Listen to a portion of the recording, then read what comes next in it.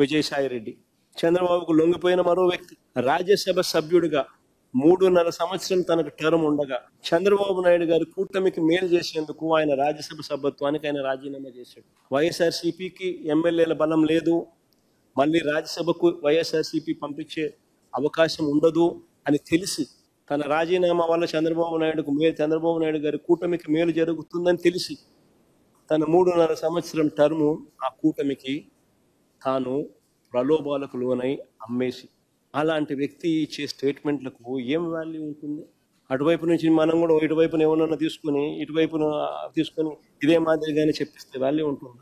ముఖ్యమంత్రి చంద్రబాబు నాయుడుకి అత్యంత సన్నిహితుడిగా పేరొందిన టీడీ జనార్దన్తో మాజీ ఎంపీ విజయసాయిరెడ్డి రహస్య భేటీ కావటం రాజకీయంగా తీవ్ర కలకలం రేపింది. ఇంకా పదవీ కాలం ఉండగానే రాజ్యసభ సభ్యత్వానికి రాజీనామా చేయటంతో పాటు వైసీపీ ప్రాథమిక సభ్యత్వానికి రాజీనామా చేయటం చర్చనీయాంశమైంది. దీంతో కూటమితో విజయసాయిరెడ్డి కుమ్మక్కయ్యారనే ఆరోపణలు వైసీపీ నుంచి వెల్లువెత్తాయి. ఈ నేపథ్యంలో సీఎం బాబు సన్నిహితుడితో విజయసాయిరెడ్డి భేటీ వైసీపీ ఆరోపణలకు బలం కలిగించింది. ఔరా, ఇంతకాలం జగన్ నీడలా ఉంటూ ఇప్పుడు ప్రత్యర్థులతో చేతులు కలుపుతారా అనే చర్చ తెరపైకొచ్చింది.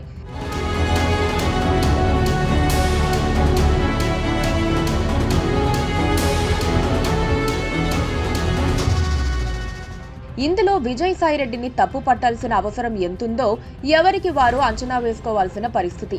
అయితే ఎవరు ఎలాంటి వాళ్ళో అంచనా వేయటంలో జగన్ పూర్తిగా వైఫల్యం చెందటంతో పాటు నా ఇష్టం, ఎవరినైనా అందలం ఎక్కిస్తా అనే మనస్తత్వమే ఇవాళ జగన్కు కష్టాలు తీసుకొచ్చిందనే విమర్శ వైసీపీ నేతల నుంచి వస్తోంది.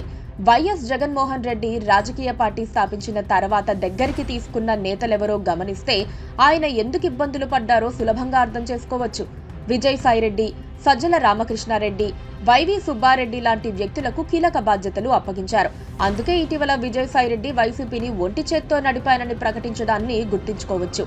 ఇక్కడ కూడా ఈ ముగ్గురిని తప్పు పట్టాల్సిన అవసరం ఏమాత్రం లేదు. ఎందుకంటే జగన్ ఏరి కోరి తెచ్చుకున్నారు, కీలక బాధ్యతలు అప్పగించారు. వీళ్ళెవ్వరికీ రాజకీయాలతో ప్రత్యక్ష సంబంధాలు లేవు. రాజకీయ ప్రతివ్యూహాలపై కనీస అవగాహన లేదు. రాజకీయంగా సంక్షోభం ఏర్పడితే ఎలా అధిగమించాలనే ఎత్తుకు పై ఎత్తులేసే తెలివితేటలు అసలే లేవు. రాజకీయాల గురించి తెలియటం, వాటిని ఎదుర్కోవటం వేరువేరు. రాజకీయాల గురించి ఏమీ తెలియదనే కారణంతోనే జగన్ వాళ్లను ఆదరించారు. మరీ ముఖ్యంగా విజయసాయిరెడ్డికి వరుసగా రాజ్యసభ సభ్యత్వాన్ని పొడిగిస్తూ వచ్చారు. ఒకసారి వైవి సుబ్బారెడ్డిని ఒంగోలు నుంచి గెలిపించి ఆ తర్వాత ఎన్నికల్లో టికెట్ ఇవ్వలేనని చెబితే ఆయన అలిగి ఎన్నికలకు కూడా వెళ్లకుండా అమెరికా వెళ్లిపోయిన సంగతి తెలిసిందే. ఒక్కసారి పదవి రుచి చూపిన తర్వాత మళ్లీ వద్దంటే ఊరుకుంటారా? ఎట్టి పరిస్థితుల్లో అలాంటివి కుదరవు. ఢిల్లీలో విజయసాయిరెడ్డికి అపరిమిత అధికారాన్ని కట్టబెట్టారు. దీంతో ఆయన కేంద్రంలో అధికార పెద్దలకు దగ్గరయ్యారు. ఆ తర్వాత విజయసాయిరెడ్డిపై అపనమ్మకం కలిగించేలా నిత్యం ఎవరో జగన్ చెవిలో ఊదారు. దీంతో ఆయన్ను దూరం పెడుతూ వచ్చారు. ఈ విషయాన్ని ముందే పసిగట్టిన విజయసాయిరెడ్డి తనకు అంతకాలం ఇచ్చిన ప్రాధాన్యం కంటే పక్కన పెట్టడాన్ని తట్టుకోలేకపోయారు. ఇలాంటి సమయాల్లో సగటు మనిషి ఎలా ఆలోచిస్తారో, స్పందిస్తారో విజయసాయిరెడ్డి కూడా అలాగే రియాక్ట్ అయ్యారు. కసితో రగిలిపోతోన్న విజయసాయిరెడ్డి తాడో పేడో తేల్చుకోవాలని నిర్ణయించుకుని అందుకు తగ్గట్టు ప్రత్యర్థులతో చేతులు కలిపారు. వైసీపీలో ప్రత్యక్ష రాజకీయ అనుభవం కలిగిన ఏ ఒక్కరిని వైఎస్ జగన్ దగ్గరికి తీసుకోలేదు.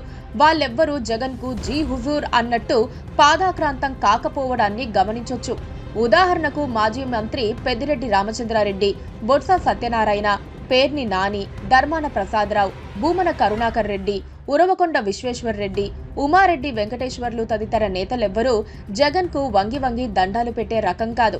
కానీ ఇలాంటి నాయకులంతా వైసీపీ కోసం గట్టిగా నిలబడి ప్రత్యర్థులతో కలబడే రకం. ఇప్పుడు కూడా వైఎస్ జగన్ కు సన్నిహితంగా మెలిగే నాయకుల మనస్తత్వం ఎలాంటిదో అందరికీ తెలుసు. జగన్ అంటే మనసులో ఎలాంటి అభిప్రాయం ఉన్నా పైకి మాత్రం ఆయన దేవుడంటూ పాదపూజ చేయడాన్ని గమనించొచ్చు. జగన్ మనసులో అలాంటి వాళ్ళకే స్థానం. తన పార్టీ నాయకులకు వ్యక్తిత్వం ఉంటే తనతో పాటు పార్టీ వ్యక్తిత్వాన్ని, గౌరవాన్ని నిలుపుతారనే ఉన్నతాశయం జగన్లో ఇసుమంత కూడా లేదు. జగన్ కు రాజకీయ బానిసలు కావాలి, చివరికి వాళ్లే తన కొంప ముంచుతారనే స్పృహ ఆయనలో లేదు. కేవలం కనిపించేదే నిజమని ఆయన నమ్మకం. రాజకీయాల్లో కనిపించేదెప్పుడూ నిజం కాదు. రాజకీయం అంటే విజయసాయిరెడ్డి తన ప్రత్యర్థులతో చేతులు కలపటం లాంటిది. ఇలాంటివి విజయసాయిరెడ్డితోనే మొదలు కాలేదు, అంతం కూడా కాదు. రాజకీయ స్వభావమే అది. అనర్హులను అందలం ఎక్కిస్తే కుట్రలకు బలి కాకుండా సన్మానాలు పొందుతానని జగన్ ఎలా అనుకుంటారు? జగన్ స్వభావాన్ని పసిగట్టే వైఎస్ఆర్కు అత్యంత సన్నిహితులైన కేవీపీ రామచంద్రారావు, ఉండవల్లి అరుణ్ కుమార్, వట్టి వసంత కుమార్ తదితర నాయకులెవ్వరూ వైసీపీ వైపు కన్నెత్తి చూడలేదు. ఎందుకంటే వీళ్లకు రాజకీయాల కంటే వ్యక్తిగత గౌరవం, ఆత్మాభిమానం ముఖ్యం. అందుకే జగన్ కు దూరమై గౌరవంగా బతుకుతున్నారు. మరికొందరు వైఎస్ఆర్ పై అభిమానం చంపుకోలేక వైసీపీలో ఉంటూ నిత్యం మానసిక సంఘర్షణతో నిద్రలేని రాత్రులు గడుపుతున్నారు. ఎవరు అవునన్నా కాదన్నా ఇది చేదు నిజం. రాజకీయ అనుభవం, సంక్షోభాల్ని ధీటుగా ఎదుర్కోగలిగే నాయకుల్ని చుట్టూ పెట్టుకోకపోవటం వల్లే నేడు జగన్ ఇబ్బందులు ఎదుర్కొంటున్నారు. అంతా జగన్ స్వయంకృతాపరాధం. విజయసాయిరెడ్డో మరొకరినో తప్పు పట్టడం వృధా ప్రయాస.